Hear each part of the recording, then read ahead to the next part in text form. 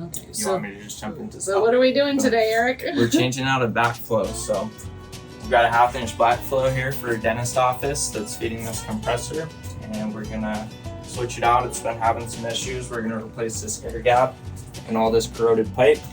So we're here to do a backflow today. So tell us what backflows do, Eric. Yeah, so a backflow, really what a backflow does, everybody has one at their house. It just protects your water source going into your home, or in this case, this dentist office. So with this backflow, this is an RP reduced principle backflow. There's 4 different types of backflows, but what this one has is it has 2 different check valves on the inside of it.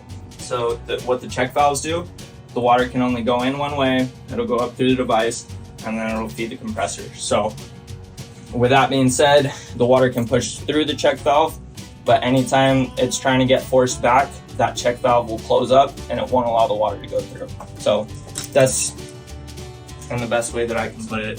It just protects your water, your potable source. Awesome. From anything dangerous going back. Awesome, thank you. Yeah.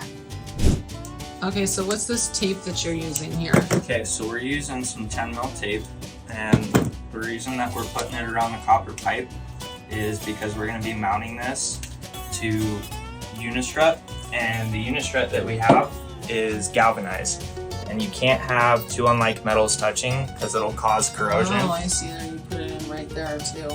Yep, and even though it's this part is only acting as a drain, we're still going to do it anyways because it's the right thing to do. And on the last one, they had lots of corrosion.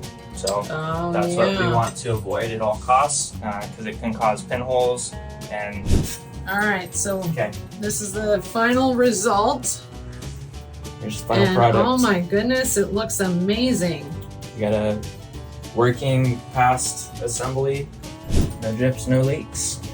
Looks amazing. Nice job. Thank you. Appreciate it. Thanks, Eric. Thank you.